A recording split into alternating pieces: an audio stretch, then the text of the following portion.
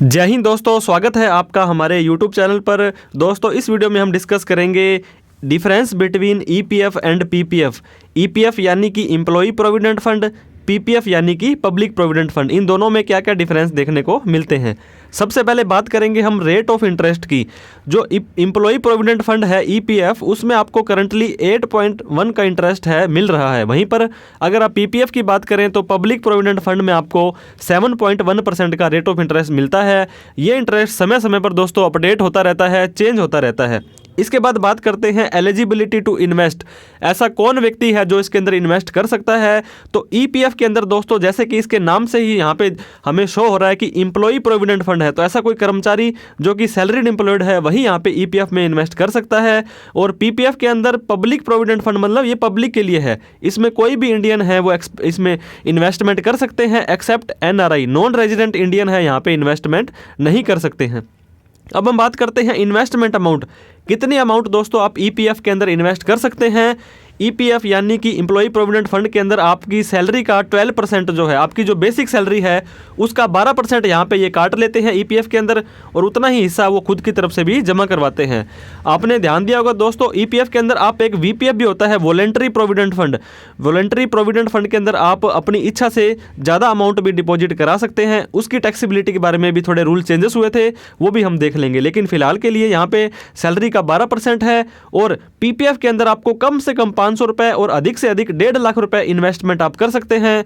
500 से कम करेंगे तो दोस्तों आपका अकाउंट इनएक्टिव हो जाता है, फिर आपको कुछ 50 रुपए की पेनल्टी देनी पड़ती है, फिर आपका अकाउंट ओपन होता है। और मैक्सिमम 1.5 लाख रुपए की इन्वेस्टमेंट कर सकते हैं। 1.5 लाख से ज़्यादा आप पीपीएफ के अंदर अपना पैसा नहीं डाल सकते हैं। लॉक इन पीरियड का मतलब दोस्तों कितने साल के लिए आपका पैसा वहाँ पे लॉक हो जाएगा, आप उस पैसे को नहीं निकाल सकते हैं। तो जब तक आपकी वो जॉब रहेगी दोस्तों, उस कंपनी के पास जब तक आप जॉब करेंगे, या तो वहाँ से आप रिटायर नहीं हो जाते, या वहाँ से रेजिग्नेशन, वहाँ से जॉब अगर आप छोड़ देते हैं, तब तक आप ईपीएफ का पैसा आपका वहाँ पे लॉक रहेगा। आप उस पैसे का जो है इस्तेमाल नहीं कर सकते हैं।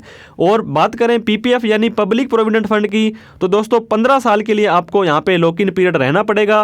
15 साल के लिए आपका पैसा वहाँ पे लॉक हो जाएगा, और इस पैसे को आप 5 साल आगे के लिए और बढ़ा सकते हैं, मतलब 20 साल तक के लिए आप इसमें जो है यहाँ पे रह सकते हैं। अब हम बात करते हैं दोस्तों कंट्रीब्यूटर टू फंड।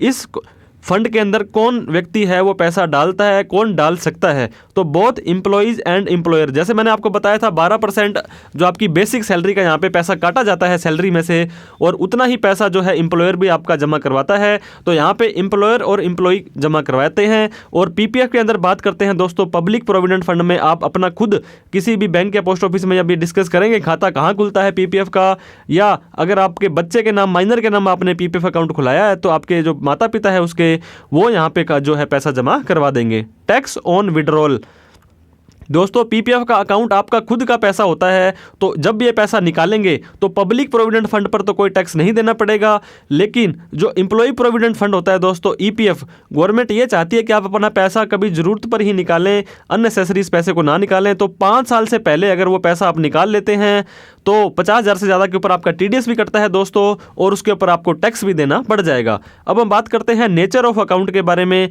कि क्या नेचर है इन ईपीएफ और पीपीएफ का। तो ये रिटायरमेंट कम सेविंग स्कीम है, मतलब जब आप जॉब छोड़कर जाएंगे, जब आप रिटायर होंगे, तब आपको सेविंग के तौर पर कुछ पैसा वहाँ पे मिल जाए। और पीपीएफ एक सेविंग स्कीम है दोस्तों। सेविंग स्कीम मतलब आपकी यहाँ पे पैसा भी सेव हो जाएगा, प्लस में दोस्तों एग्जम्प्ट के मेथड पर पीपीएफ काम करता है। ये हमने कई बार डिस्कस भी किया है। मतलब जब पैसा लगाएंगे तो सेक्शन 80C में आपका 1.5 लाख तक छूट हो जाएगी। जब इसका इंटरेस्ट मिलेगा वो भी सेक्शन 10 के अंदर एग्जम्प्ट होता है। और जब पैसा आपको मैच्योरिटी पर मिलेगा वो सारा का सारा पैसा भी आपका टैक्स फ्री होता है। अब हम बात करते हैं लोन। क्या दोस्तों इन फंड के ऊपर हमें लोन भी मिल सकता है? Yes, only in special cases. कुछ स्पेशल केसेस डिफाइन किए गए हैं आपकी ऑर्गेनाइजेशन ने, ईपीएफ ने, तो वो अगर आप फॉलो करते हैं तो आपको लोन मिल जाएगा। और पीपीएफ के अंदर दोस्तों 3rd ईयर से लेके 6 ईयर के बीच में आप इसके अंदर लोन ले सकते हैं। अब हम बात करते हैं ये जो स्कीम है दोस्तों, ये कौन मेंटेन करता है, ऑर्गेनाइज करता है, कौन इसको जो है संभालता है। तो EPFO, employ provident fund organisation, एक संस्था है जो कि इन सारी जो पीपीएफ ईपीएफ के जो भी अमाउंट्स होती है या जहाँ पे इसको इन्वेस्ट करना होता है वो सब अरेंज करते हैं। अब हम बात करें पीपीएफ की दोस्तों, पब्लिक प्रोविडेंट फंड, आपको पता होगा बहुत सारे बैंक के अंदर पीपीएफ अकाउंट खुलाया जा सकता है, पोस्ट ऑफिस में खुलाया जा सकता है। तो जहाँ पे आप ये खाता खुलवाएंगे वो आपकी जो स्कीम है उसको ऑफर करते हैं, मैनेज करते हैं। अब एक डिस्कस दोस्तों और लास्ट बजट 2021 में आया था कि आप अपने एम्प्लॉयज़ का प्रोविडेंट फंड जो होता है, जो एम्प्लॉय दोस्तों अपने फंड के अंदर ज़्यादा अमाउंट कई बार जमा करवा सकता है। तो पहले कितनी भी अमाउंट जमा करवा सकता था, उसके ऊपर होने वाला जो इंटरेस्ट है वो टैक्स फ्री होता था। लेकिन बजट 2021 के बाद 2.5 लाख रुपए की लिमिट यहाँ पे डिफाइन कर दी है। मतलब 2.5 लाख रुपए तक आपका जो टैक्स फ्री हो जाएगा उस पर जो भी कमाई करेंगे, और मोर देन 2.5 लाख जो भी आप कमाई करेंगे दोस्तों वो आपकी इनकम में जुड़ जाएगी और उस पर भी आपको स्लैब के हिसाब से टैक्स देना पड़ जाएगा। हालांकि पीपीएफ के अंदर ऐसा कोई भी रूल नहीं है। पीपीएफ पे आपको जो भी ब्याज आता है वो टैक्स फ्री होता है।